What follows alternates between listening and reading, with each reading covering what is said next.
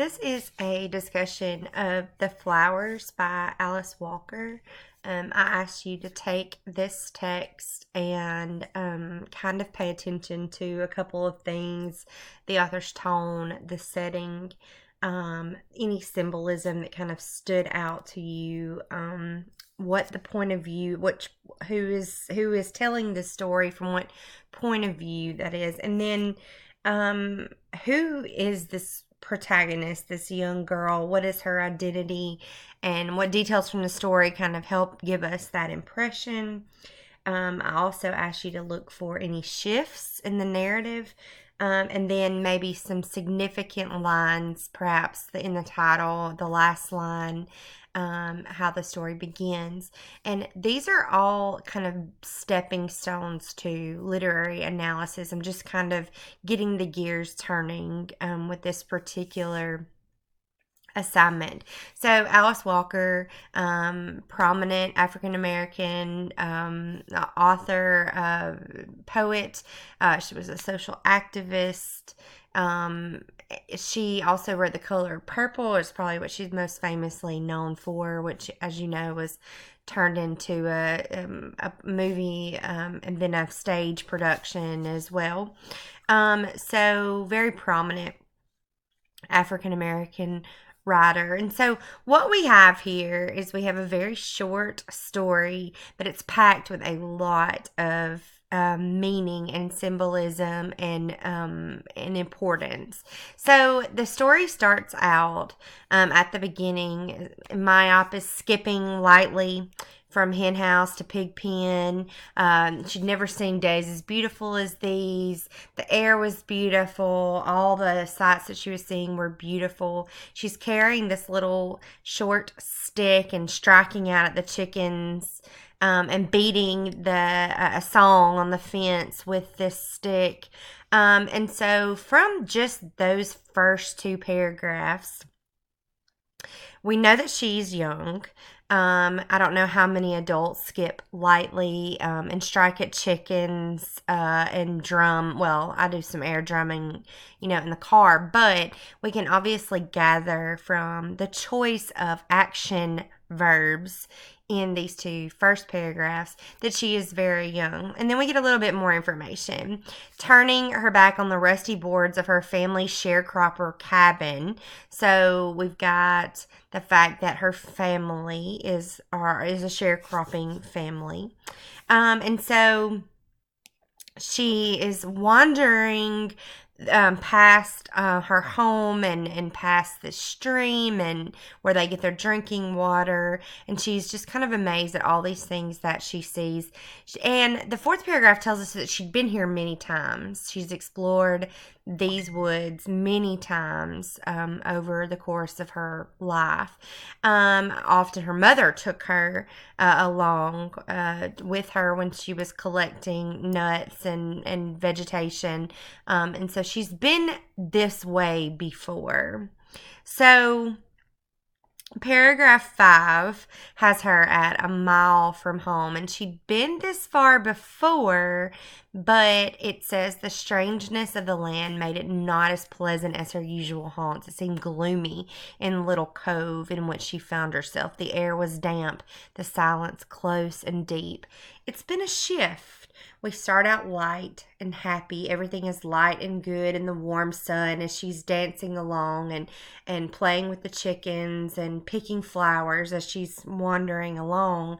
And now here we have shifted to this darker place, this stranger place that wasn't as pleasant as where she usually liked to go. It was gloomy. It was damp. It was silent. So she decides she's going to turn around and go back towards the house, towards the peacefulness of the house and those familiar surroundings. And then you have this. It was then she stepped smack into his eyes.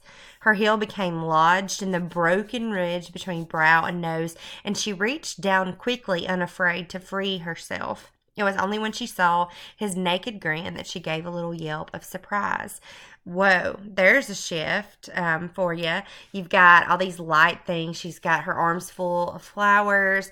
And then she steps into the skeleton of a man who had obviously been left behind here in the woods. He'd been a tall man. She gathers these details just by absorbing him. His head was disconnected from his body, which is another big shocker twist there. And she was not afraid. The only thing that startled her was seeing the smile or the grin on his face. She pushes. I mean, she's still not afraid though. She's pushing back the leaves and layers of dirt so she can kind of get a better look at him. And she observes that he'd had large teeth and they were cracked and broken, long fingers, big bones, his clothes had rotted away. And so she's gazing at this with interest. She's curious. She's found a skeleton. What adventurous child hasn't found a dead animal or a dead skeleton somewhere in the woods or in the yard? And, you kind of observe it with interest and attempt to, analyze it like a scientist.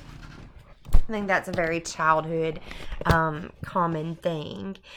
And then we have the ending here. Very near to where she'd stepped in the head was a wild pink rose. She's going to reach down and pick up this flower to add to her collection. When she notices a raised mound, a ring around the rose's root. It was the rotted remains of a noose. A bit of shredding plow line, now blending benignly into the soil. Around an overhanging limb of a great spreading oak clung another piece. Frayed, rotted, bleached, and frazzled. Barely there, but spinning restlessly in the breeze. Okay, so it's no longer a skeleton of a man, which she's examining with interest. Now she comes to the realization that this was no man who had just died benignly in the woods, but he'd been hung there. And there's evidence of that still very much around where she is. And Myop laid down her flowers and the summer was over. So the author's tone, it shifts. The author, remember, the tone is how an author approaches a piece or how they feel about the particular piece. And we see how the author started the piece out light, all those joys of childhood, and shifting into something much darker and much deeper there at the end, ending with that realization that signified a loss of innocence. She laid down those innocent flowers and the summer was over. It wasn't the particular season, it was her innocence was over from what she'd experienced. We talked about the protagonist being a young girl already. We've got the details from the story that do confirm that. Symbolism. The flowers themselves are symbolic of childhood. It is not uncommon for children to collect flowers and put flowers in their hair and make flower crowns and that kind of thing. And so these flowers, they not only signify the childhood, but they also signify the innocence of Mop at the beginning of the story, and it's symbolic that she lays them down at the end because she's putting away those childhood things. Told from a third person point of view. You will talk a little bit more about point of view in an upcoming screencast and why that's important to the story. But for the purposes of this story, it definitely helps us get a better, fuller picture when we don't get it from Myop's point of view. We see Myop and we can experience everything that she is seeing from an outside, unbiased perspective.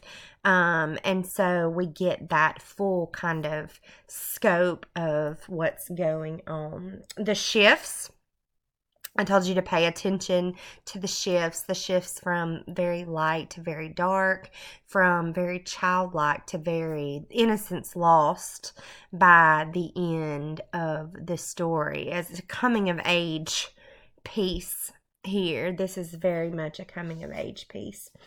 The significance of the last line, I think I covered that already. The summer being over is not the summer season, it's the summer of her innocence, the summer of our lives. So we're born in the spring of life when everything is new and blooming.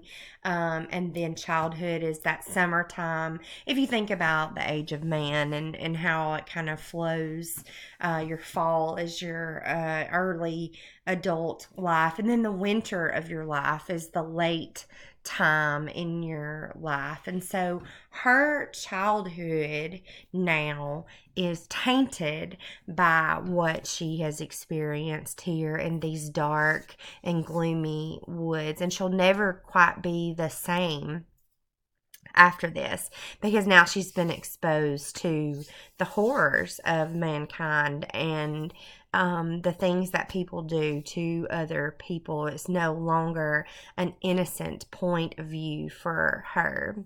So we're going to take this and we're going to move to the CTE responses. I'm going to show you how to respond to literature. So stop this screencast and move on to the CTE screencast. I've given you a handout that you can kind of follow along, and we're going to talk our way through how to write a CTE response to literature.